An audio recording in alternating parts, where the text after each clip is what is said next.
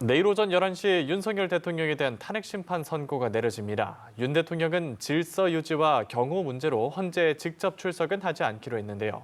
선고 전 오늘 상황 그리고 선고 이후의 전망까지 장해찬 전 국민의힘 청년 최고위원, 김상일 정치평론가 두 분과 이야기 나눠보겠습니다. 어서 오십시오. 안녕하세요. 예, 안녕하십니까. 이제 윤석열 대통령 탄핵 심판의 선고가 내일로 다가왔습니다. 하루도 채 남지 않았고요. 결과에 대한 두 분의 나름의 이제 전망도 있으실 거고, 또 쟁점 중에서는 그간 어떤 쟁점으로 가장 재판관들끼리 논쟁이 좀 치열했다고 보시는지요? 일단 결과에 대해서는 여야 양측 모두 의견이 분분하지만 여권에서는 4대4 기각이나 각하를 바라는 모양새입니다. 그리고 어느 누구도 4월까지 선고 기일이 연기될 거라고는 예상을 하지 않았었죠. 예. 그 말인즉슨 지난 3월 내내 헌법재판관들의 평의에서 굉장히 만만치 않은 충돌과 이견이 있었던 것은 아닌가. 결국 그 이견이 해소되기 전에 문영배 재판관과 이미선 재판관의 임기 만료를 앞두고 4월 4일로 선고 기일을 잡은 것은 만장일치나 전원일치 탄핵 인용보다는 4대4나 5대3 정도의 어떤 탄핵 기각으로 결론이 모아질 가능성이 높은 것 아니겠느냐라는 게 보수 여권의 시각이고요.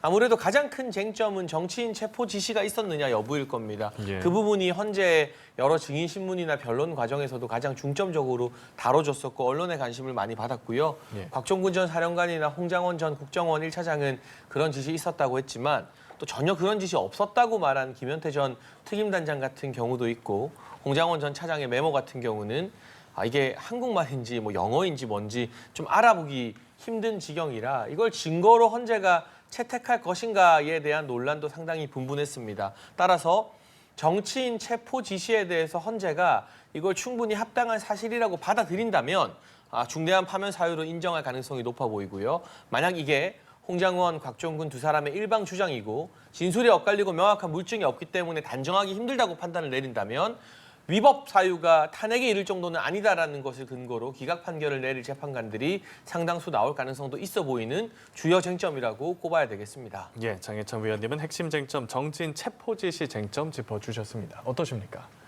글쎄요, 쟁점이라고 표현하면 좀 안 맞을 것 같고요. 쟁점은 뭐 이미 헌재가 5개로 정리를 해놨고 그 모두가 중요하기 때문에 5개 쟁점으로 정리했다고 보고요. 논쟁이 좀 많이 있었을 것이 어느 부분이냐 이런 질문이라면 뭐 말씀하신 대로 앞서 말씀하신 대로 정치인 체포가 실제로 있었느냐 없었느냐에 대한 부분이 증거 부분에서도 피청구인 측에서 굉장히 많은 문제 제기를 했었기 때문에 그거와 관련해서 어떻게 해석할 것인가 그리고 그와 관련해서 결정문에는 어떻게 담을 것인가에 대해서 이 논쟁이 좀 있었을 수 있다 이런 생각이 듭니다.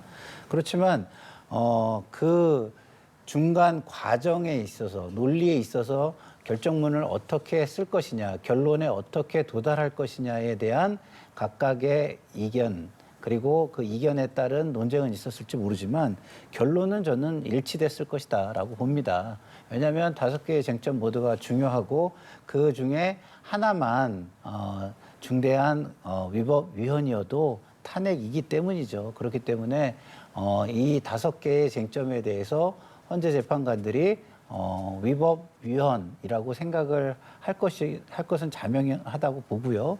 그리고 사안이 비상계엄이라는 측면에서 굉장히 중대한 사안이라고 볼 것도 자명하다고 봅니다. 마지막으로 파면에 이를 정도로 중대하고 국민의 신임이 회복될 수 있느냐의 부분이 이제 관건일 것 같은데요. 그 부분에 대해서는 기존의 여론조사를 통해서 쭉 우리가 탄핵과 관련해서 중도층과 그리고 찬성 측의 의견이 과반 이상이 쭉 이어져 왔다는 것, 그리고 4.2 재보궐선거에서 사실상의 계엄 심판의 선거가 이루어졌다는 것을 볼 때 국민의 신임이 회복되기 어려울 것이라고 판단했을 것으로 봅니다. 다시 말해서는 8대 0의 전원일치 인용 판결이 나올 것으로 예측하고 있습니다. 예, 두 분께서 정반대의 전망을 좀 해주셨습니다. 자, 내일 헌법재판소 탄핵심판 선고에 윤 대통령은 출석하지 않기로 했는데요. 그 이후로 질서유지, 경호 문제를 들었습니다. 관저에서 선고를 지켜볼 예정이죠. 네, 아무래도 윤석열 대통령이 직접 헌재에 출석하게 되면 경찰이 이제 가포 경계 태세를 마련해 놓았지만 대통령 경호 차량이 진입하게 되면서 그 경계 태세가 좀 허물어질 우려도 있고요. 예. 어떤 결과가 나올지 모르지만 탄핵이 기각되든 인용되든 대통령이 헌재에 있다는 것만으로도 그 헌재의 선고에 납득하기 힘든 지지자들에게는 뭔가 충동적인 물리적 충돌을 야기할 수 있는 하나의 요소가 될 수도 있기 때문에 무엇보다 국민 안전을 우선해서 생각한다는 점에서 윤석열 대통령은 헌재 출석하지 않기로 결정을 한 것 같습니다. 다만 변호인단은 직접 다 출석해서 헌재 선고를 직접 지켜본다고 하고요. 대통령실도 그리고 대통령 주변에서도 각각의 사안에 따라 대국민 메시지 낼 것을 준비하고 있는데요. 아무래도 지난 탄핵 심판 국면 기간 내내 우리 국민들이 둘로 갈라져서 극심한 갈등을 보여왔기 때문에 국민 통합에 방점을 둔 대국민 담화나 메시지 등이 나오지 않을까 전망되고 있고 용산 대통령실의 직원들도 내일은 전원이 출근해서 대통령실에서 헌재 선고를 지켜본다고 하고요. 예. 국회에서도 국민의힘과 민주당 각각 장소는 다르겠지만 안전한 곳에서 이 선고를 지켜보지 않겠습니까? 그래서 선고 전까지는 정치권에서 별다른 메시지를 내기가 조금 어려운 입장이고 선고 후에 양당이 각자 마음에 안 드는 결과가 나오더라도 어떻게 지지자들을 다독이면서 승복하는 메시지를 잘 낼 것인가 저는 그 부분이 관전 포인트가 아닐까 싶습니다. 예, 좀 앞서 다른 대통령들도 선고 기일에 출석한 사례가 없기는 합니다만 워낙에 윤 대통령이 이번 변론 기일에 적극적으로 출석을 해왔기 때문에 과연 이번에도 출석할까 관심이 모아졌던 부분도 있는데요. 불출석 결정 어떻게 보셨어요? 출석 결정 잘하셨죠. 저는 뭐 그렇게 개인적으로 간곡하게 바람을 방송에서 말씀을 드리기도 했고요. 그 예. 이유는 이런 겁니다. 지금 거리에 아스팔트에 나와 있는 지지층, 각 진영의 지지층의 온도가 너무 뜨겁습니다. 뭐 거의 뭐 폭발물에 해당할 정도로 뜨겁다고 우리가 가정을 한다면 폭발물 자체는 그냥 터지지 않습니다. 뇌관이 있어야 터지는 것이죠. 그 뇌관이 지난 박근혜 대통령 탄핵 때 됐던 것은 유튜버였습니다. 그러니까 유튜버가 됐든 대통령이 됐든 이런 어떤 방아쇠를 당겨주는 역할을 하는 내지는 폭발물의 뇌관 역할을 하는 것들은 가능한 없는 게 좋습니다. 그래서 대통령이 헌재에 만약에 참석을 하고 기각이나 인용 결정이 나왔을 때 그것에 불만이 있는 진영은 그 감정이 더 폭발할 수 있는 여지가 있다고 저는 생각을 하고요. 그런 여지를 좀 없애주시기 위해서 대통령께서는 그냥 관저에서 결과를 지켜보고 승복의 메시지를 내주시기를 저는 개인적으로 바랬는데 예. 그런 측면에서 볼 때 대통령의 결정은 잘하신 결정이다라는 말씀을 드립니다. 알겠습니다.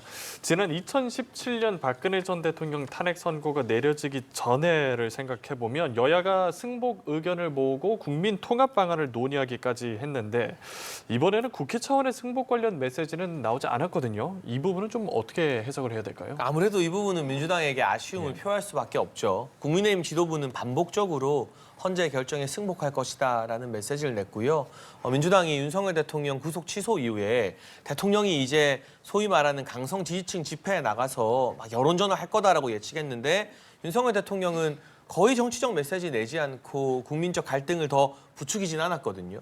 그런데 이재명 대표 같은 경우는 약 3주 전 한 방송사 인터뷰에 출연해서는 승복할 것처럼 이야기를 했는데 그 이후에 선고 기일이 계속 연기되고 뭔가 민주당 입장에서 불편한 기류가 형성되자 승복은 윤석열 대통령이 하는 것이다. 그리고 오늘 민주당 주요 정치인들 그냥 이 헌재 결정에 승복해야 되는 것 아니냐는 언론사의 질문에 매우 민감하게 반응하면서 이게 뭐 학폭 가해자가 피해자에게 승복하라는 꼴이다 운운하고 있는데 그게 아니라 어떤 결과가 나올지 우리는 모르잖아요. 예. 국민의힘이 환영하는 탄핵 기각일 수도 있고 민주당이 환영하는 탄핵 인용일 수도 있습니다. 정반대 경우도 가능하고요. 그때 중요한 건 국민들이 과거 8년 전처럼 그때 탄핵 선고일 날 4분이 돌아가신 걸로 기억을 하는데 그런 불상사가 일어나지 않고 유혈 사태가 발생하지 않게 정치권이 지지자들과 당원들을 차분히 좀 달래는 것.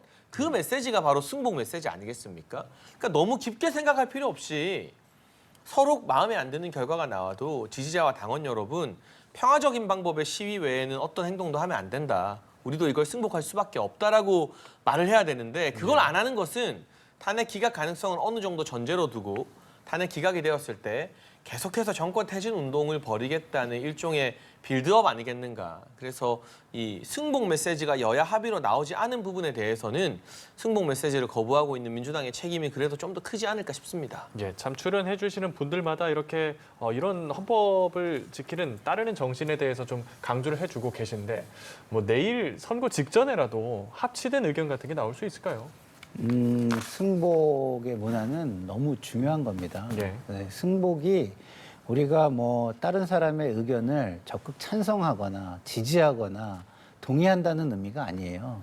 그냥 그 시스템과 제도상에서 법상에서 결론이 난 것을 그냥 존중한다는 것입니다. 다시 말해서 법과 제도에 대한 존중이자 그것을 지켜나가는 책임 있는 자세를 의미하는 거예요. 근데 법과 제도가 존중되지 않는다면은 우리의 시스템은 무너지는 겁니다. 사회, 국가라는 거는 존재할 수가 없는 거죠. 다 같이 공멸을 하는 거고 힘 있는 자만이 그 힘으로 문제를 해결할 수 있는 세상이 열리는 겁니다. 그런 차원에서 제도권에서 제도를 존중하자고 하는 거는 제도 안에 있는 사람으로서 그리고 제도의 권한을 쓰고 그거를 활용하면서 혜택을 입는 사람으로서 너무나 당연한 것이고요. 단 그런 부분에 있어서 모두가 모여가지고 한번 이런 승복 메시지를 내면 좋았을 텐데 내지 못한 부분은 상당히 아쉽다고 생각하고 예. 야당도 뭐 윤석열 대통령이 먼저 내지 않는다고 하더라도 뭐 먼저 내는 것을 고려해 봤으면 좋겠다고 생각합니다만 여당에서 야당이 그 승복 메시지를 내지 않는다고 비난하는 거는 저는 맞지 않다고 봐요. 왜? 본인들이 냈어도 가장 중요한 대통령이 승복 메시지를 안 냈잖아요. 그러면 이재명 대표를 비난하기 전에 윤석열 대통령과 같이 요구를 하는 게 저는 맞다고 봅니다. 윤석열 대통령도 굉장히 가장 중요한 인물이고 예. 이재명 대표도 야당에선 가장 중요한 인물이니까 이 두 중요한 인물이 승복 메시지를 같이 내줬으면 좋겠다라고 제안하는 게 맞지 않겠습니까? 근데 본인들이 냈다고 해가지고 야당만 마치 정치적으로 공격하기 위한 것처럼 이렇게 비난을 하는 것은 저는 맞는 건지 잘 모르겠습니다. 예, 알겠습니다. 현재 선거까지 하루도 채 남지 않은 상황, 여야의 막판 여론전도 살펴볼 텐데요. 먼저 국민의힘 기각 또는 각하를 주장하면서 선거 직전에 개헌 카드를 꺼내 들었습니다. 아무래도 개헌이라는 것은 윤석열 대통령이 헌법재판소 최후 변론에서 꺼냈던 이야기이고요. 예. 좌파 세력, 그 진보 진영, 민주당에서는 윤석열 대통령이 돌아오면 뭐 2차 계엄이 어떻고 더 큰 혼란이 일어나는 것 아니냐라고 말을 했는데 윤석열 대통령의 마지막 변론을 들어보면 2차 계엄 당연히 생각조차 하지 않고 있고 그리고 임기에 연연하지 않는 개헌으로 한국의 어떤 갈등적인 정치 지형을 종식시키는데 마지막 뜻을 두겠다. 그리고 본인은 이제 외치에 집중하고 내부 정치는 책임 총리제 등으로 총리에게 전권을 맡기겠다라는 이야기를 했습니다. 예. 만약 탄핵이 기각되어서 윤석열 대통령이 돌아오면 이 최후 변론에서 던진 두 가지 화두, 개헌과 책임 총리제가 전국을 뒤흔드는 중요한 아이템이 될 수밖에 없고 여당 차원에서도 지금 개헌 특위가 만들어졌는데 어떤 개헌이냐에 따른 의견은 굉장히 분분하거든요. 개헌이 필요하다. 87 체제가 너무 낡았다는 데는 대다수의 정치 전문가들이 동의하지만 그 극복 방식이 내각제인지 이원 집정부제인지 그게 아니면 프랑스 같은 경우는 대통령이 국회 해상권이 있어요. 그래서 국회와 마찰이 너무 심할 때 선거를 다시 한번 치르는 식으로 국민 재신임을 받을 수 있는데 그런 국회에 대한 견제권을 넣을 것인지 등등 개헌의 어떤 디테일이 너무나 다양하기 때문에 그 부분을 조금 다듬어가면서 국면을 좀 전환시키고 전국을 주도하지 않겠는가 예상해 볼 수 있고 어쨌거나 개헌의 화두를 띄운다는 건 개헌을 하면서 임기 단축이 아예 들어가지 않을 수는 없거든요. 어느 정도는 임기에 대한 양보를 통해서 그게 뭐 어떤 다음번 선거가 되었든 어느 시기가 되었든 국민투표가 되었든 조금은 대통령도 내려놓고 양보하는 부분들이 필수적으로 나와야 됩니다. 아마 그런 모습들이 헌법재판관들에게 윤석열 대통령이 직무 복귀해도 큰 혼란이 일어나지 않고 오히려 이제 다 내려놓는 정치를 할 것이다라는 메시지를 줬다면 이게 탄핵 심판에도 영향을 끼칠 수 있어서요. 단순 정치 구호가 아니라 탄핵 심판에도 이 윤석열 대통령의 개헌과 관련된 구상이 저는 어느 정도 직간접적 영향을 끼쳤으리라고 봅니다. 예, 평론가께서는 여당의 개헌 띄우기 어떻게 보셨어요? 이슈로 이슈를 덮는다 뭐 이런 게 있잖아요. 그래서 좀 전에 잘 말씀해 주셨지만 정치적 이슈 전환을 해가지고 전국 주도권을 가져가기 위한 노림수라고 저는 보고요. 지금 만약에 대통령이 탄핵이 기각이 돼서 돌아오신다 그래도 국정을 정상화시키는, 특히 경제 분야를 비롯해서 외교 분야를 정상화시키는 게 가장 중요해요. 근데 그런 걸 놔두고 정치 이슈를 던져서 다른 논란이 될 만한 이슈, 그리고 본인들의 본인들에게 책임을 물어줄 수 있는 이슈들을 덮으려고 하는 그런 모습인 것 같아서 좀 안타깝다는 생각이 좀 듭니다.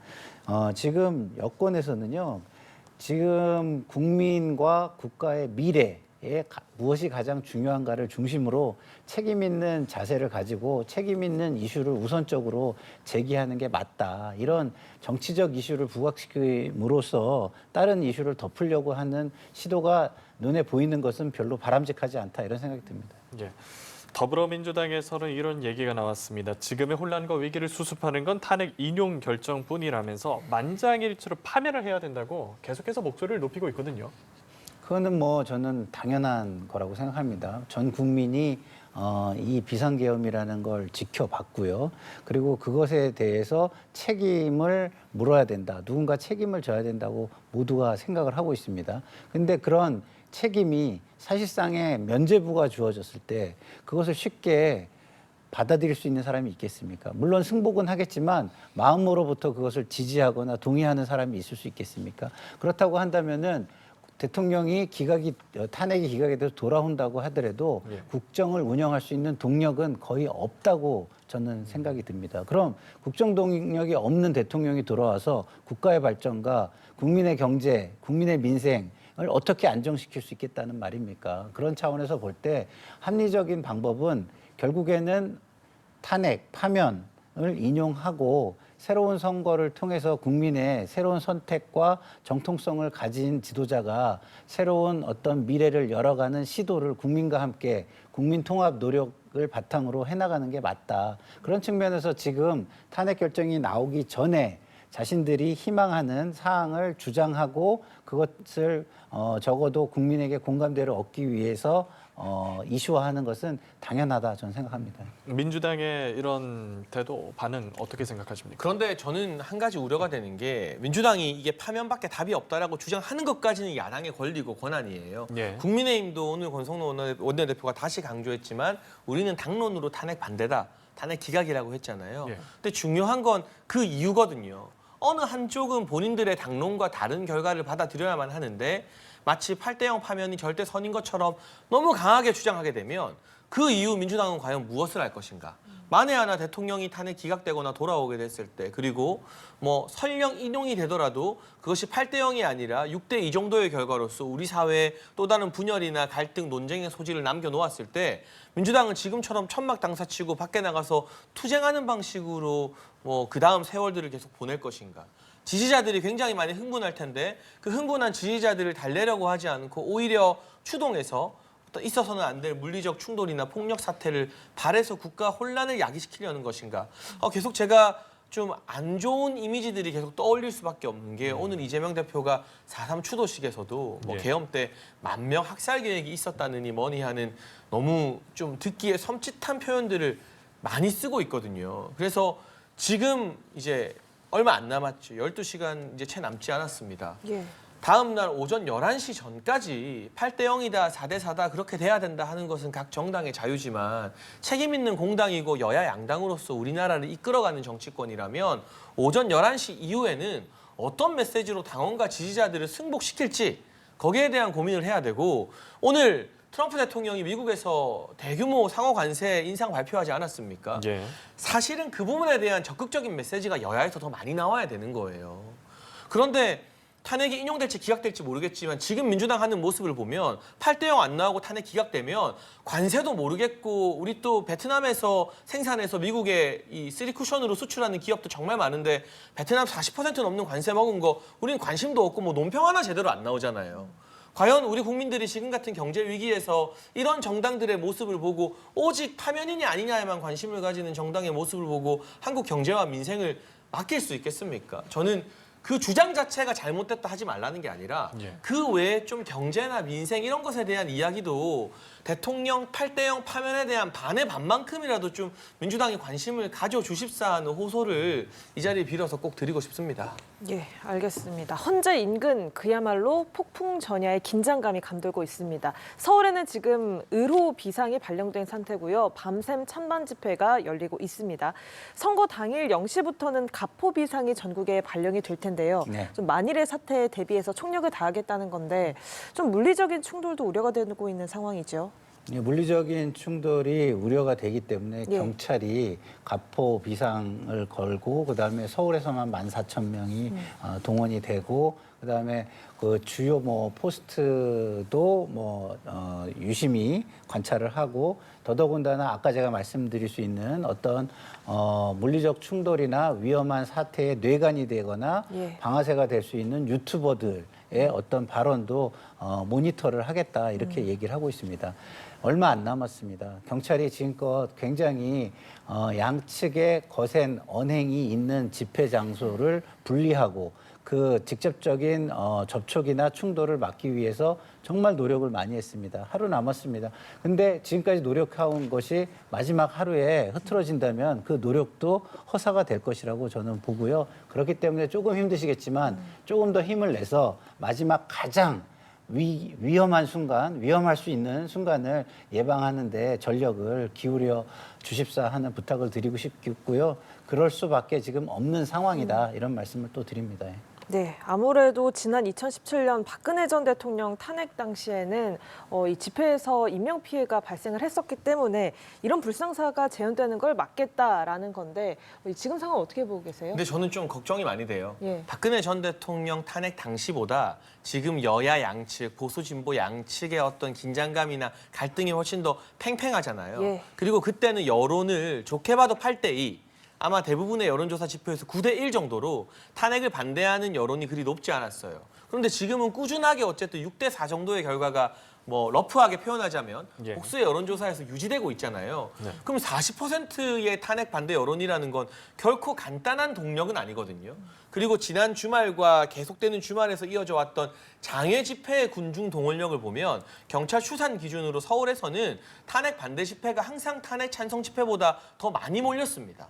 그러면 내일 같은 경우는 저 헌재 인근 광화문과 뭐 서울역 중심으로 해서 수만, 10만 이상의 양대 인파가 모일 수 있는데 경찰에 아무리 폴리스 라인을 설치하고 통제하려고 해도 결과가 나온 뒤에 특정 집회에서 행진이나 이런 걸 시도해버리면 예. 이게 차벽으로 막을 수 있을까? 그리고 혹시 양 집회 사이의 충돌로 좀 물리적인 좀 있어서는 안 될 일이 발생하는 건 아닐까? 전 지금 사실 그게 제일 걱정되거든요. 그런 네. 차원에서 윤석열 대통령도 그동안은 헌재 참석을 많이 했지만 출석하지 않는 것을 결정한 것 같고요. 그래서 지금이라도 그리고 내일 오전이라도 양당의 책임 있는 지도자급 정치인들이 지지자들을 좀 달래는 메시지를 내면 좋겠다. 흥분하지 마시라, 다치면 안 된다. 이런 책임 있는 메시지들이 반드시 나와야 하고 저기서 만약에 물리적 충돌이 발생하잖아요. 경찰 잘못 아닙니다.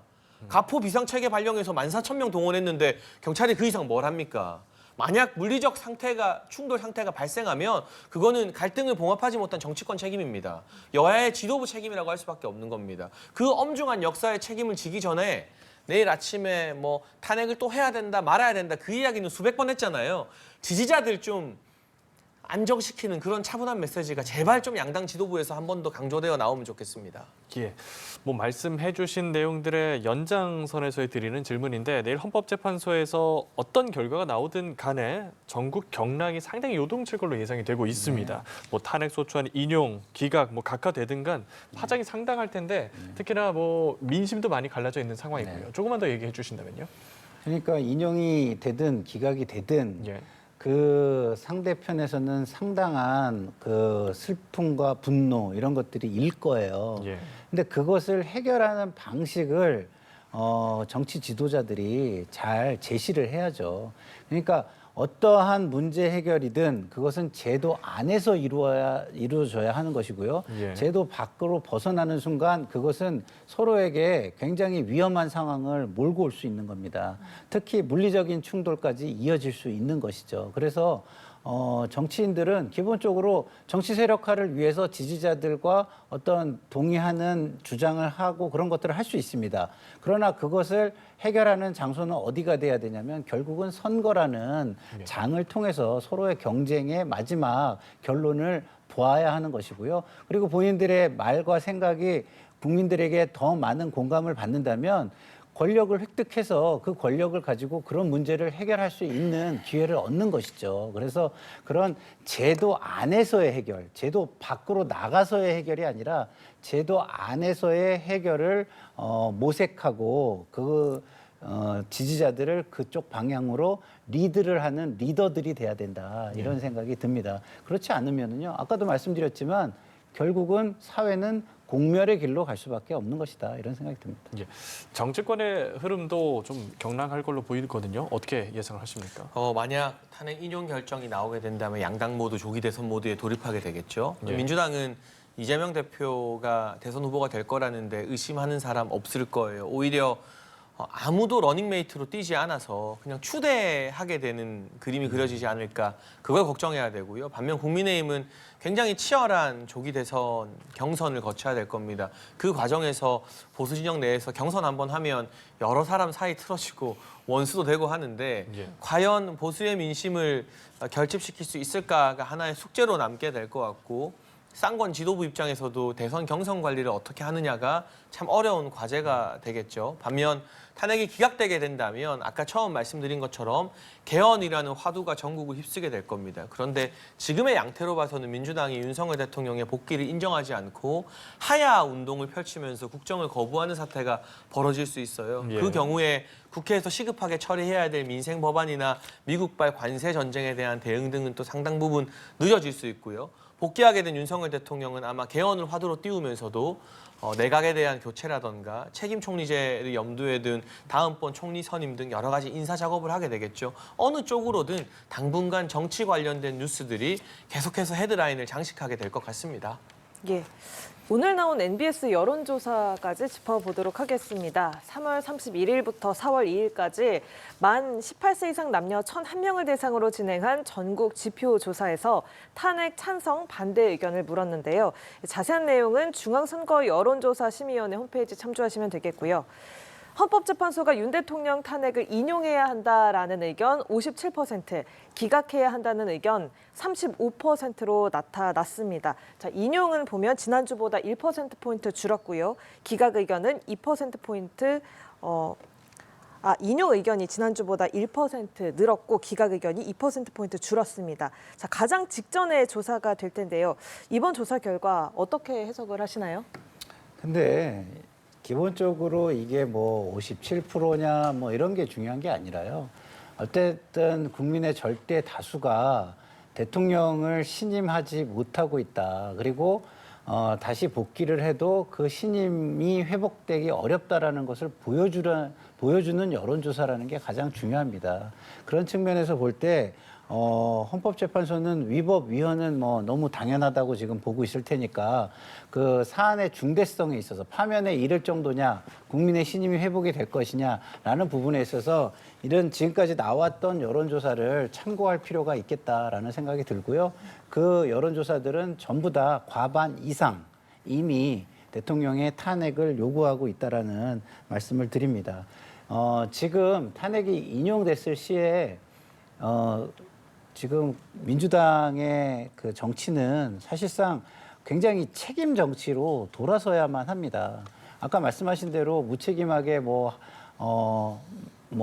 자신들의 권력만을 중심으로 또 오만하게 움직인다든가 그렇게 간다면은요. 제가 볼 때는 그 책임을 오히려 이렇게 되면은 민주당이 권력을 독점했을 때 견제가 불가능하겠구나라는 우려를 나올 수도 있는 것이거든요. 그래서 저는 이재명 당대표가 후보가 돼서 갈 곳이 저는 국정의 안정성과 수권 능력을 보여주는데 치중할 것이라고 보지 뭐 그 이후에도 뭐 정쟁에 매몰될 것이다 뭐 이렇게 생각하지 않고요. 심지어 뭐 기각이 돼서 돌아온다 하더라도 하야 운동을 하는 것과 그리고 그 국민의 삶을 책임지는 것은 투트랙으로 구분해서 정치를 해나갈 것이라고 저는 생각을 합니다. 그렇지 않으면 앞으로 있을 모든 선거에 승리를 하기가 좀 어려운 것이죠.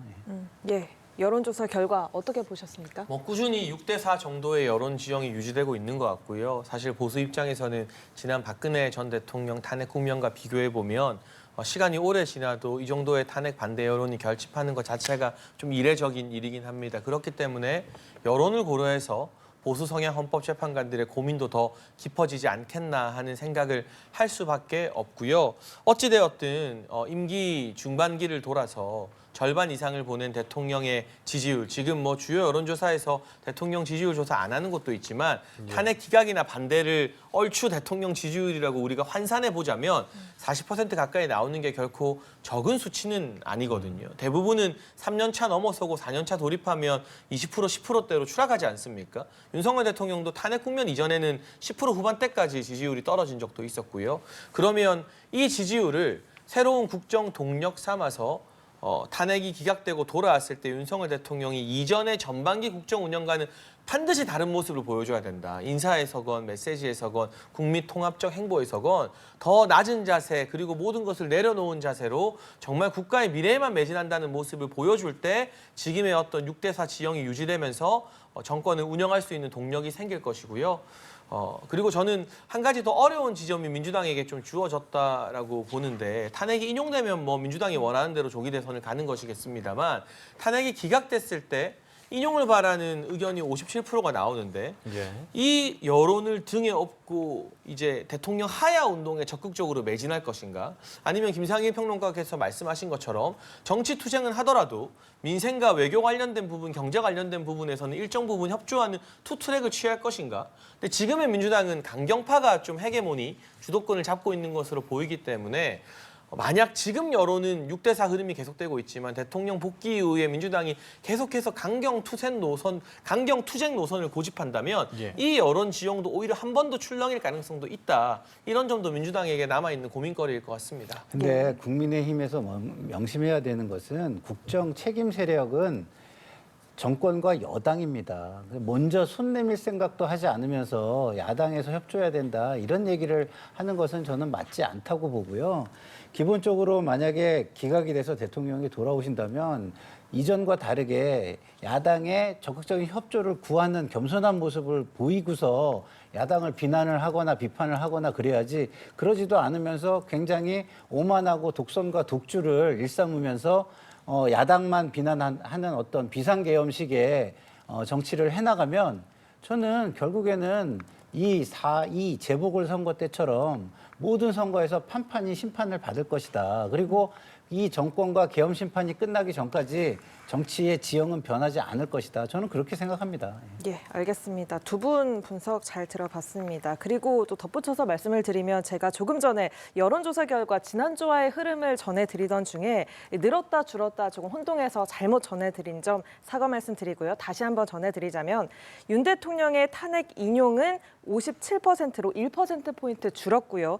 윤 대통령 탄핵 기각 의견은 35%로 2%포인트 줄었다는 점 다시 한번 짚어드리도록 하겠습니다. 예.